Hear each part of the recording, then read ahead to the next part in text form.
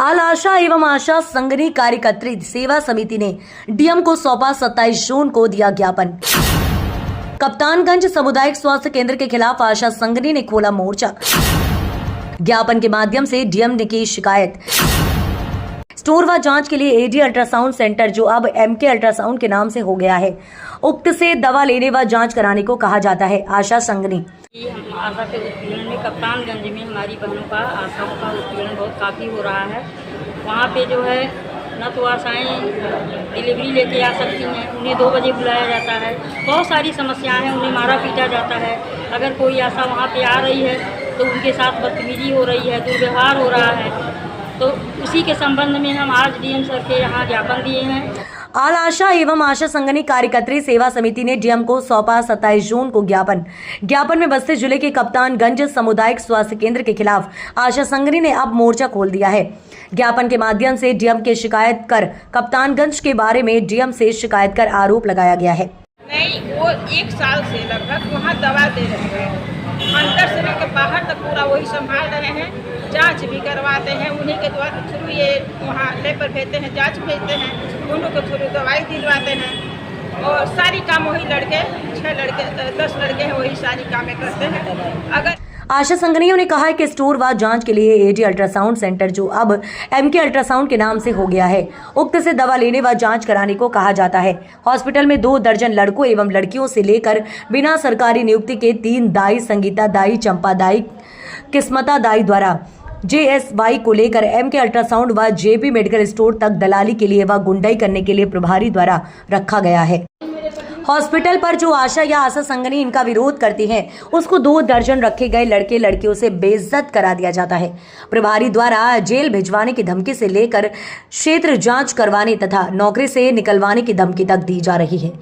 हमारा आज धरना का था, कप्तानगंज CSC पे हम लोग धरना करने वाले थे, लेकिन अधीक्षक के वहाँ के अधीक्षक का इतना काफ़ी प्रेशर बना, इतना ज़्यादा गुंडागर्दी दिखाई दिया कि लोगों को इकट्ठा करके इधर उधर सारी बातें, तो हम महिलाएं थी, हम लोग बवाल हटाए हैं कि ताकि कोई बवाल ना हो। बवाल हटाना ही अच्छी बात है, हम लोग बवाल हटाए हैं आज, इसलिए यहाँ डीएम कार्यालय पे ज्ञापन देने चले हैं। अब देखते हैं, लेकिन 15 दिन का टाइम, वहाँ पे एक दीप्ति सिंह है स्टाफ नर्स और दाई हैं संगीता और डॉक्टर अनूप, ये जो अधीक्षक हैं, इन लोगों को अगर हम लोगों के प्रति इनका रवैया नहीं बदला जाता है, यहाँ से दीप्ति सिंह या संगीता दाई नहीं हटाई जाती हैं, तो हम लोग एक बड़ा आंदोलन करेंगे।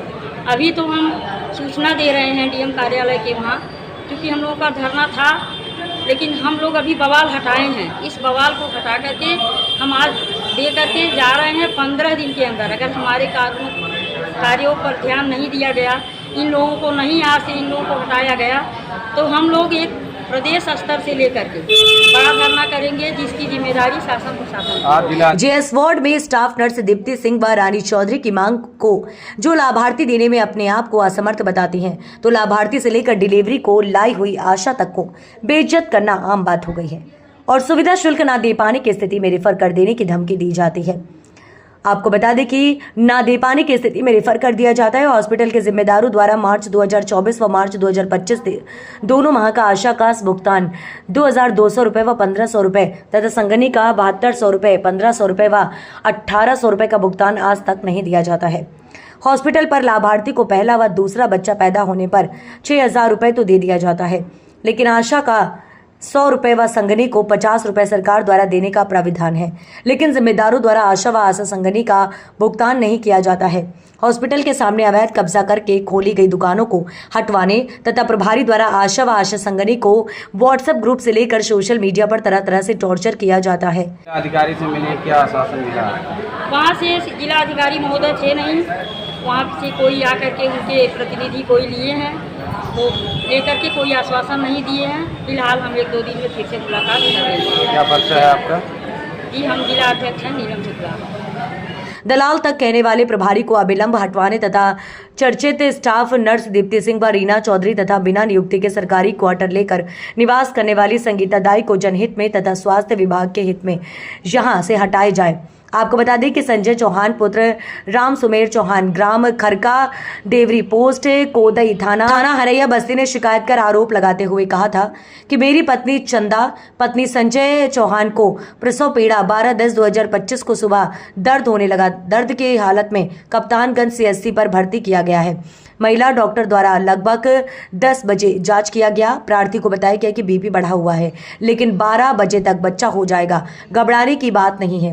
प्रार्थी की पत्नी को जब ज़्यादा होने पर दर्द डॉक्टर व स्टाफ द्वारा जांच किया गया, बीपी ज़्यादा होने की बात बताई गई। फिर भी हमको रिफ़र ना करके कहा गया कि 5,000 रुपये दे दो, हम नॉर्मल डिलीवरी कर देंगे।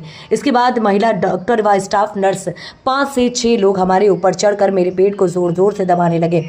मेरी पत्नी दर्द से चिल्लाने लगी और कहीं कि छोड़ दो, नहीं तो मैं मर जाऊंगी।